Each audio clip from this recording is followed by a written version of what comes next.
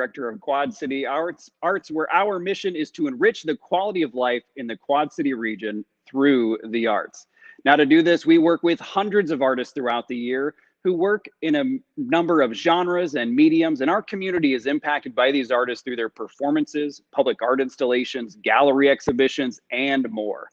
Now, our team has the added benefit of getting to work closer with these artists, which gives us the opportunity to learn more about them and their art. And we want to share that with you. And that is what 7 with Kevin is all about. Now, if you are tuning in live and have a question, put that in the comment section. Tuning in live but don't have a question, still comment. Let us know where you're joining us from this evening. Tonight, I will be joined by Jen Dobrunz, the Executive Director of Quad Cities Cultural Trust. The Quad Cities Cultural Trust is committed to a thriving arts and culture scene here in the Quad Cities, and their impact can be felt every day. I will let Jen tell you more about that and more about some big news they recently announced. Now let's get started. Jen Dobrunz, welcome to 7 with Kevin. Hi, thanks for having me. Our pleasure, Jen. Now, before we get started with our icebreaker questions, let's hear a little bit about you. Tell us a little bit about yourself. Well, I'm a Quad City native, and I have been in fundraising my entire career. So I graduated from Iowa and started in the United Way system and lived there for 12 years, learned a lot. And then my husband and I came back to the Quad Cities after we had our first daughter, and we now have 3 children, and we live in LeClaire, and I am proud to work for the Cultural Trust. Excellent. Yep, that's a perfect summation. All right, well, let's get started with our icebreaker questions then. Jen, are you ready for 7 with Kevin? I'm ready. All right. What are you currently watching on Netflix, TV, or other streaming services? We are obsessed with Schitt's Creek right now. Excellent. Now, how far into the series are you? I'm on the 2nd season, and I love David. I mean, who doesn't? Excellent. Star Wars or Star Trek? Star Trek all the way. Really? Yes. Interesting. Yeah. Do you have a preference on Star Trek? Are we talking series, the films, or? I'm going to go old school TV series. Excellent. All right. Where is the best pizza in the Quad Cities?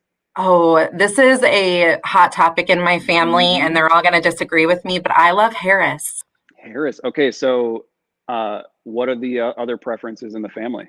My daughter, Lily, and my husband love Casey's Pizza.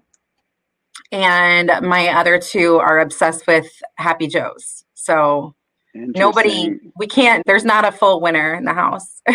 Interesting. So when we're talking Casey's Pizza, are we talking breakfast pizza or just any other pizza? Oh, no, like the taco and the sausage all the way. Oh, my God. I happen to agree, so I will. Do you really? Oh, my God. Yes, I love it. It's gas station pizza, but they would rather have that than a 5-course meal. So easy to please. This is a conversation we have in the office all the time about who has the best pizza, and I will always argue Casey. So, Jen, what is your favorite book? Well, right now we are reading the Junie B. Jones series. So I'm gonna throw the mom hat on and pull the curtain all the way back. But our face hurts from laughing every single night from those books. So I'm gonna go Junie B. Jones. Oh, that is fantastic. Where is your go-to place for inspiration? I've been doing a lot of meditating, so anywhere quiet, but really my most favorite place is the stair stepper at the gym. My gosh. Yeah, I'll tell you, that is a place where you can go, if I get on the treadmill or the elliptical and just kind of zone out for a moment, Just get a Yes. lot of thinking done in those moments. What profession other than your own would you like to attempt? I can't carry a tune, but I would love to be a famous singer. Oh, Is that excellent. can that be my answer? Oh my gosh, yes. Trust me, if I could play an instrument, that would be mine. So, if you could have a drink with any artist, living or dead, who would it be? So this was really hard for me, but I'm going to go to my roots because I spent a lot of time with my grandparents growing up, and Mm, we would listen to Conway Twitty yeah. all the time. So I have to choose Conway Twitty. Wow, Jen, I did not expect that answer. I really didn't. So, excellent, perfect. Well, Jen, I feel like I just learned a lot about you just in those questions. So, so you said you're a Quad Cities native, and then you moved away for school and then work, and then came back. Yep. So did you go to school to do nonprofit and fundraising, or was that a different direction?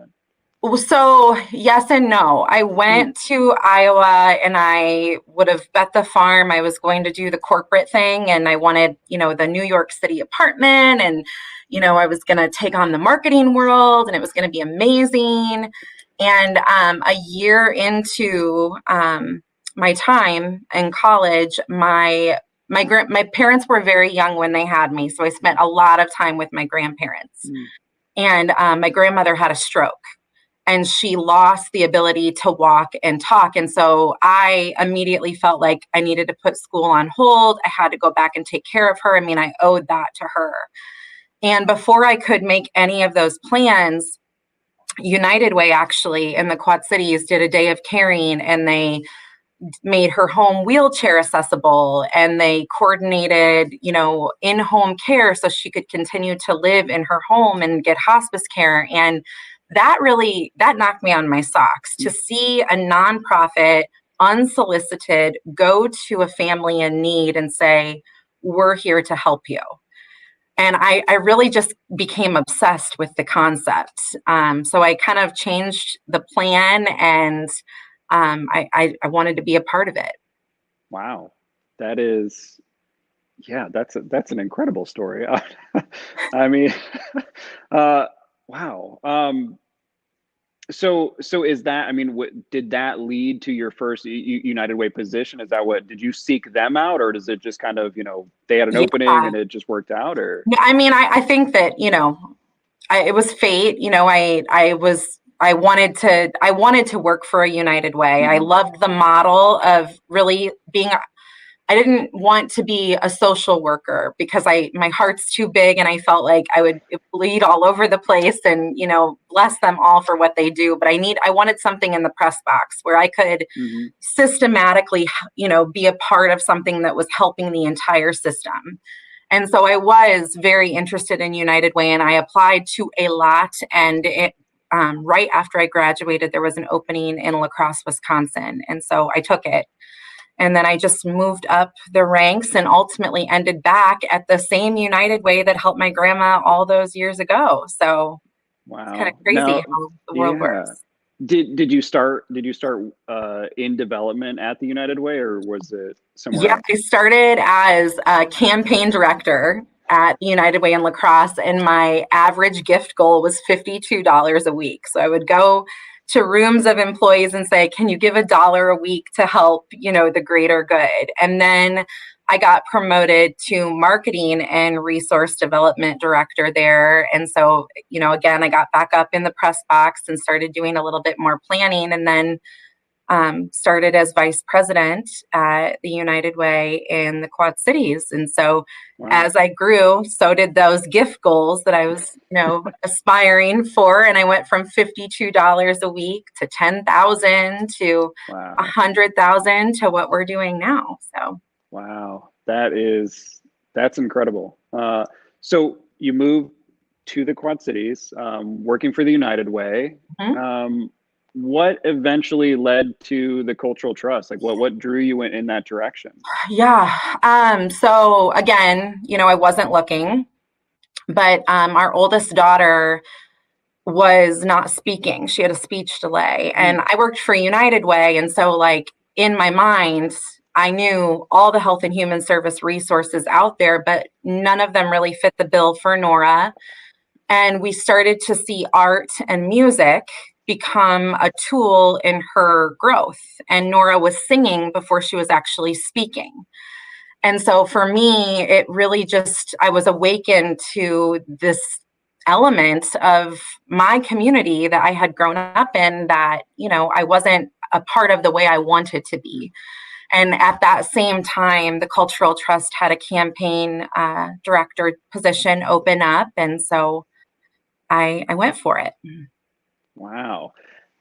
Jen, I think that what I'm finding most incredible about this is you have a very meaningful connection to kind of both of the avenues that you went down. Like, I mean, what a better, like, I don't know that there's a better story that you could have told, like, as a representative of the United Way or as a representative of the Cultural Trust. I mean, what you just described is something that we talk about all the time. It's just like the incredible power of the arts, and you have this real life connection and just like an incredible story that connects with that. I imagine that has to, in some ways, make your job a little bit easier, being able to show examples like that. Yeah, I mean, I think too, the passion and the authenticity that I feel like you need in the nonprofit sector, just beginning my career with that was a fuel that I never wanted to forfeit. So I feel like as, I continue on, my career path, I'm constantly trying to maintain that fuel because it's important to me. I don't want to ask for money to ask for money. I want it to mean something, and I want, community members to know that there's a reason behind it. So yeah. I mean, it's sort of like the salesman selling the product that they actually believe in. I mean, it makes that so much easier to do. So, which brings up kind of the next question. How would you explain, or what's the best way to explain the trust to somebody who has never heard of it before? It's one of a kind. I have found 12 trust-like entities in our country that I sort of correspond with for best practices and things like that. So that's probably the first thing I would say. But I mean, a history lesson on the Cultural Trust is 13 years ago, you had 3 generous community pillars really come together and say, that we have to create a forever mechanism for art and culture in our community. Because even then, before Q 2030, before, our vision statements, those leaders saw the importance of art and culture, both academically and economically. And they wanted a system in place to maintain the deeply rooted amenities. And so, Hubble Waterman, the John Deere Foundation, and Bechtel Trust came together and said, let's start a trust. That began at $15 million, give or take a bit. And, slowly but surely we have grown into what started in 2018, which was the desire to start a campaign to try to really get us to a stronger place. When the Cultural Trust was formed, they created obviously a trust agreement. And in 2007, mathematically, those founders said, if we can just get the corpus to 32 million, then we will be strong enough to give operational funding that these deeply rooted amenities need. But we had the crash of 2008 happen, and we had to recover from that. And, there just wasn't the right, I don't think there was a good time, to jump on that idea until 2018, when they brought me on and we launched this campaign. And the notion was to grow the corpus to 32 million, which was $12 million in new money. And we wanted to do that by the end of 2021. Wow. And did we do it? Yes. So that was the big news at the beginning of the year. Despite the pandemic, we were able to raise the money to get to 32 million, and we actually raised, the goal was 12 million and we raised 12.8 million a year early. So Wow. big news for us, big news for That Quad City Arts. exactly. I mean, and all of our other partners as well. I mean, just an incredible feat. So obviously, if this was, I would say in a traditional year, we would have gotten together, we would have partied, we would have celebrated. But obviously, we couldn't do that. So instead, we were able to partner together to do something to help, celebrate that milestone. So we partnered to on the Quad City Cultural Trust's behalf to create a mural that represented the 6 partners. And for those that may not know, those 6 partners are the Figge Art Museum, River Music Experience, the Quad City Botanical Gardens, the Putnam, and I'm missing one. Did you say Symphony?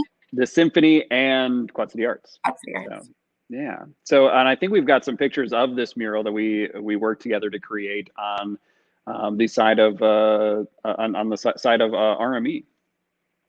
Yeah, it was a poetic way to celebrate this campaign given our circumstances environmentally.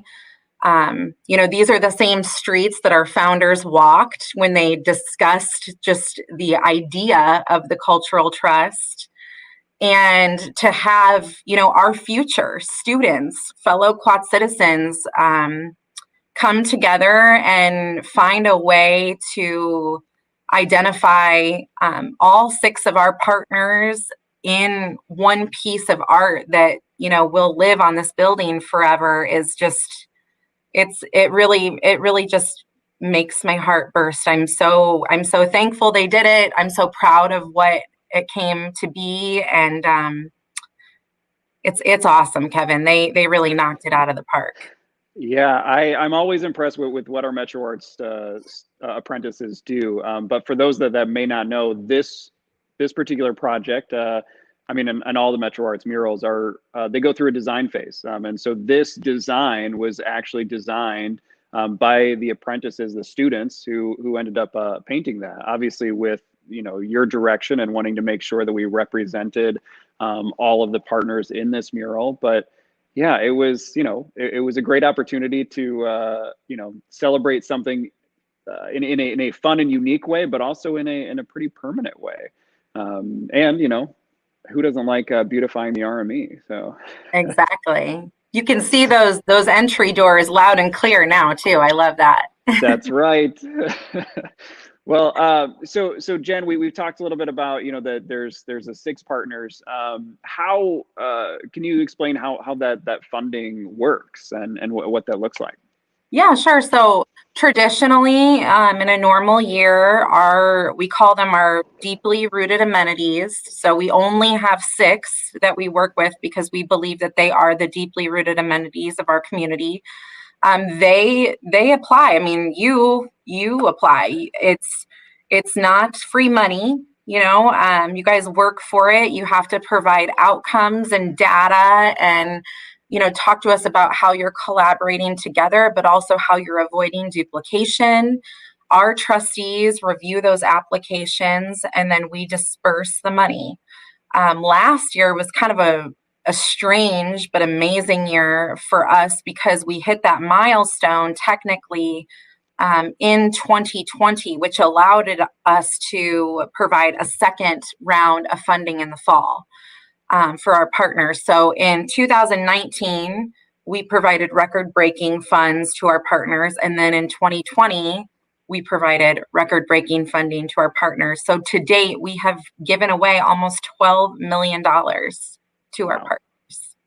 Wow. Well, I can say, obviously from one of the recipients that benefits from the Quad Cities Cultural Trust, what I always like to tell people is that in a traditional year, the Quad Cities Cultural Trust helps us innovate, helps us try new things and be able to do that.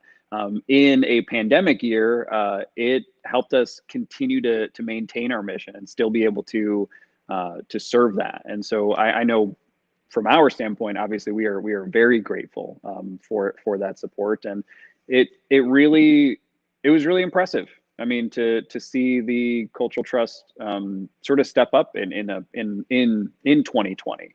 The other thing that I would say is that what people may not also realize is that, you know, it's not just a funding mechanism for the deeply rooted entities. It's also a chance for us to get together and talk and, well, I would say at the beginning, sort of commiserate, you know, Support figuring you. out that, yeah, exactly. It was but it was also a way that, you know, we were able to share resources, and, you know, you are the one who pulled that together. I mean, you know, got us to come together. So, I mean, thank you for that. Well, I mean, it really is. It's awesome to work with all of you. And I feel like one of my favorite things about the Cultural Trust is even before the pandemic, they were giving unrestricted dollars to you all. And, that's a big deal. A lot of times, in the nonprofit world, you have to sing for your supper and find a way to make the grant dollars work, and they're so restrictive, and you're grateful for them, but how are you going to maintain your mission and still give the grantee what they need? And Mm. that's really tough. And so to come and be a part of an organization that saw the big picture, that saw that you were the experts and you just needed the money and we needed to get out of the way. And then for you to recognize that and allow us to be a convener that can call those Zoom meetings and talk about best practices and create a safe space, whether it's about staffing or a microphone that you need for your new virtual content, it works because I think we see the value in each other. Yeah, yeah, I couldn't say it any better. So you've talked about, you know, the importance of culture in the Quad Cities, or really, you know, that you've mentioned that culture is important in the Quad Cities, and obviously the founders of the trust saw that. So, you know, I guess the $32 million question is why? Why is it so important in the Quad Cities, Jen? It's the economic driver. One of the things that the Cultural Trust asks for annually from the partners is specific data, so we can put that into the American for the Arts Economic Prosperity Calculator. The last time we did a cohesive study of art and culture in our region, that was a $74 million business. That's community creating, that's job creating, that's tourism creating. And without it, we're not the Quad Cities. Without it, we're not competitive with Chicago. We're not competitive with Des Moines. Our large employers aren't able to attract and retain that talent. The first thing you look for when you think to move or visit somewhere is what is there to do. And that's our deeply rooted amenities. And so I feel like there isn't enough that we could ever invest, and we'll always get more out than we put in when it comes to fueling these economic drivers. But on the other side, where my heart speaks is that the educational driver that it is. I have 3 little ones at home, and I could, bring my 8-year-old up and I could show you how her reading score has gotten to an average, which is a huge celebration in our household because of music.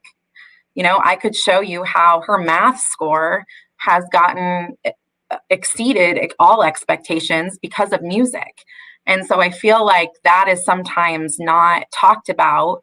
And it's, even what Quad City Arts does with the visiting artist series, this is content that, it's not the bonus content. It's the content that they need to be excited to go to school, to maintain proper attendance, to be, to get all of those juices flowing in the way that they need to really retain the information so that they learn to read and then they read to learn. I mean, it's all integrated and it's all important, and they are our future. They're the future leaders. So. Jen, that just makes my heart so happy. Honestly, like, hearing people who are passionate about the arts stand on their soapbox and be able to talk about just how incredible it really is, and just the power of the things that it's able to do. It makes me happy because, one, I don't have to stand up and do it, but it is. I always, the things I like to point out about this is that, things that you touched on, like, it is very important, and those arts experiences in schools. for some kids, it's the reason they're going to school. It's the reason they're still there. It is also, I mean, the amount of emotional health that it does for a person. I mean, and you touched on the economic driver aspect. I mean, it is 4.5% of our nation's GDP. I mean, which is a huge amount, especially given, really as minimally as it is funded on the federal level. Right. I mean, when you're beating ag in the surplus of what you're bringing in, I mean, it's competitive with the arenas that everyone's aware of. And but the problem is that there's no line item in a budget that maintains it in a community. It takes the public to do that.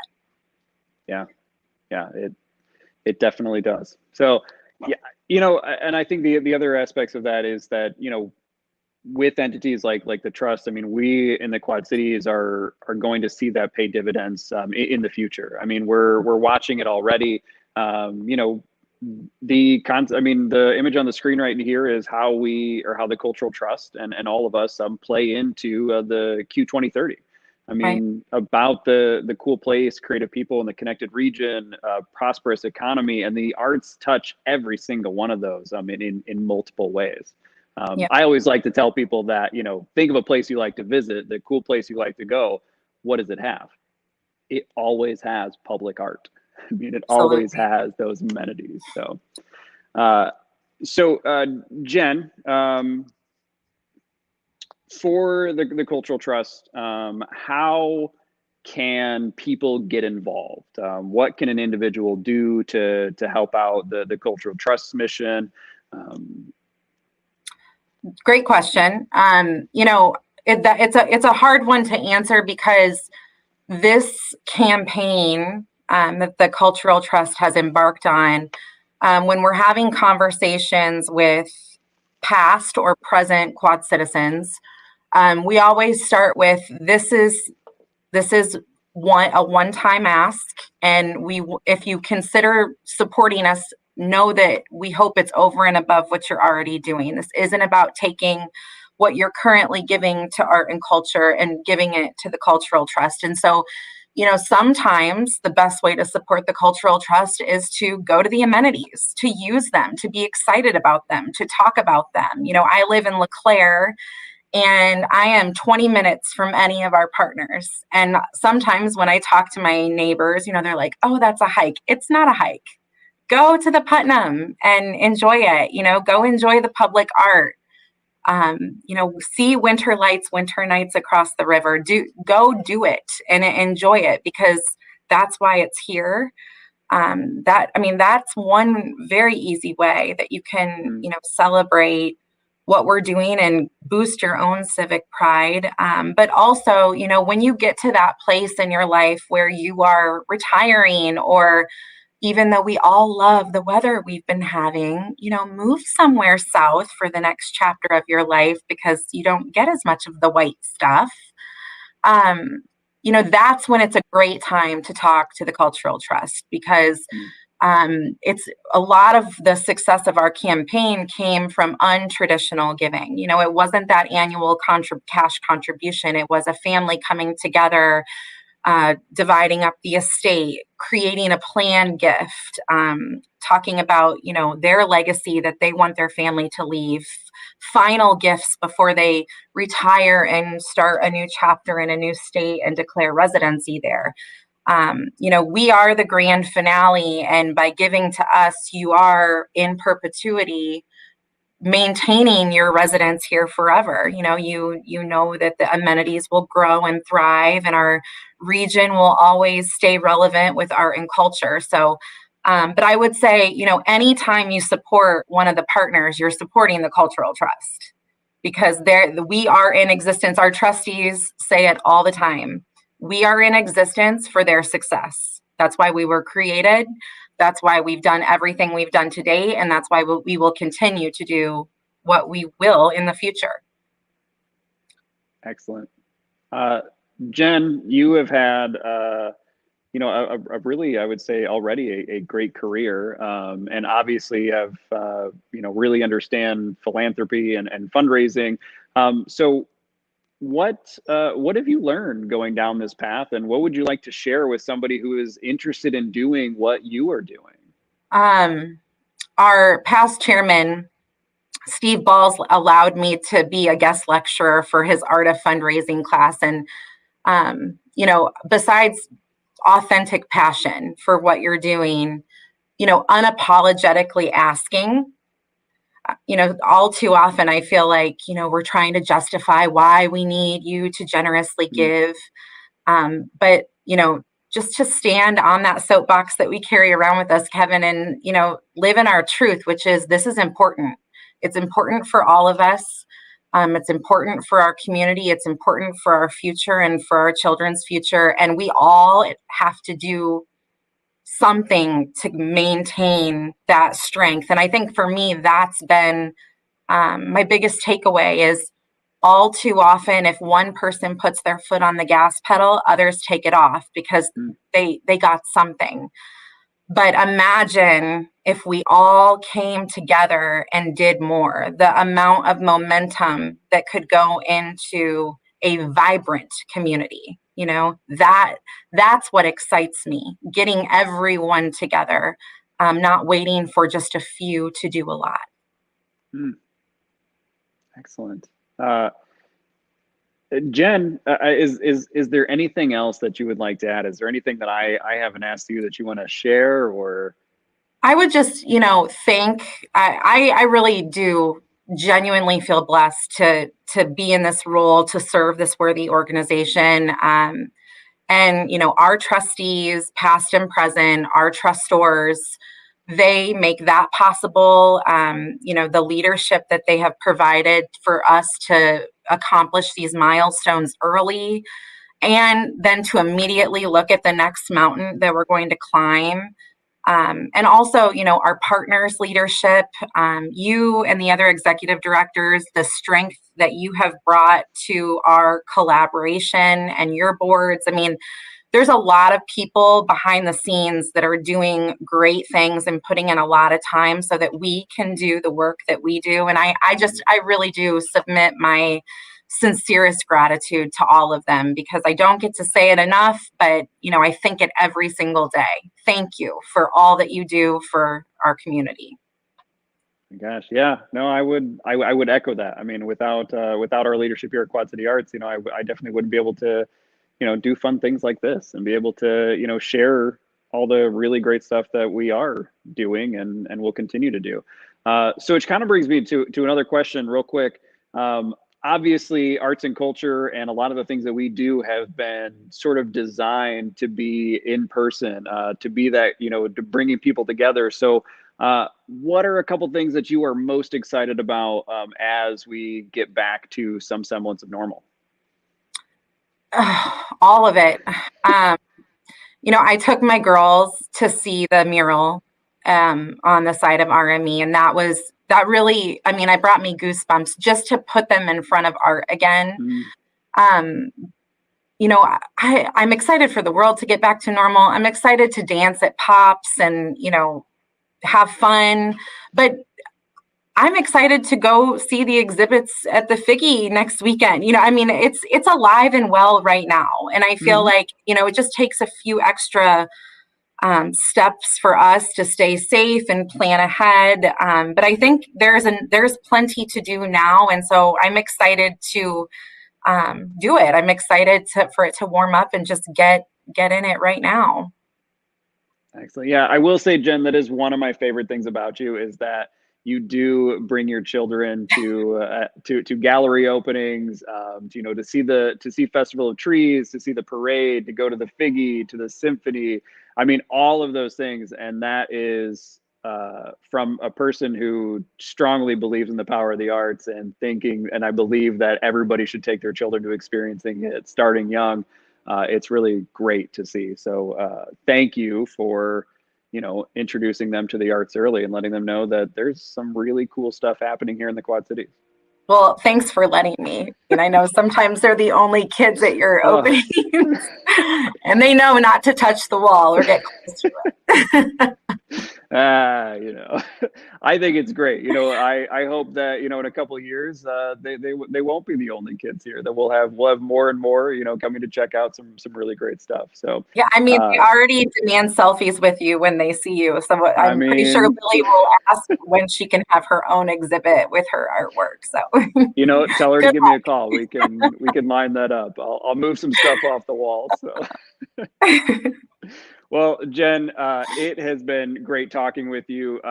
We are going to end tonight's episode with a video that the Quad City Cultural Trust created in 2018 to sort of launch or relaunch their campaign. But I wondered if you could give us a little bit of a backstory on that before we end with that. Yeah. So we met. We wanted to create a piece that really it wrapped its arms around all of our partners, but also the future that we wanted, the hope that we wanted for our community through art and culture. And we met a spoken word artist named Altice. This young man has faced tremendous adversity, just from losing parents to homelessness. And through it all, mental health, he found spoken word to be therapeutic, and it really saved him. And he talked about the hope that it created in his life. And so we worked with Altice, and Altice created a special piece about the Cultural Trust. Our theory is that culture matters here, and it always will. And so together with Altice, we were able to create a video that really speaks to that. Excellent. Well, Jen, thank you so much for taking the time to talk with us tonight. And thank you for everything that you have done for the Quad Cities Cultural Trust, for our community. So thank you for taking some time out of your busy schedule to chat with me this evening. Absolutely. 7 with Kevin, who would, it's an honor, really, for me. No, but really, Kevin, it really is a privilege to work with you. And thanks for allowing us to be a part of your world and to, share ours with your viewers tonight. Excellent. Well, I appreciate that, Jen. Thank you so much. All right. A big thanks to all of you watching tonight. Just a reminder, our gallery here in Rock Island and our gallery at the Quad City International Airport are open. We have lots of exciting things happening. We will soon launch a second round of the Quad City Arts Visiting Artist Series educational resources with some incredible artists, including Scottish rock band Scaryvore, John Driscoll Hopkins of the Zach Brown Band, Demeanor, who merges hip hop with folk elements like the banjo, and many, many more. And it's all free. All you have to do is visit our website, sign up, share it with your students, share it with your children. Also, Riversance Festival of Fine Art is happening in September, but to do that, we need artist vendors to showcase. The call for entry is open and available on our website. 2 weeks from today, I will be back here talking with pianist Baron Ryan, who was named one of Smithsonian's 10 innovators to watch in 2021. He is also part of our Dinner and a Show series, where your ticket includes a takeout meal, the show, and the show. So you get to see a great performance, you get to support Quad City Arts Visiting Artist Series, and you get to support a local business. So that is a win-win-win. Our Metro Arts applications are available on our website as well. And there's still more. So please, all that's a lot to remember. So don't forget to follow us on Facebook, Twitter, Instagram, and YouTube. You can visit our website to learn more. Thank you so much for watching, and we're going to leave you with Altice with Culture Matters Here. Thanks for watching.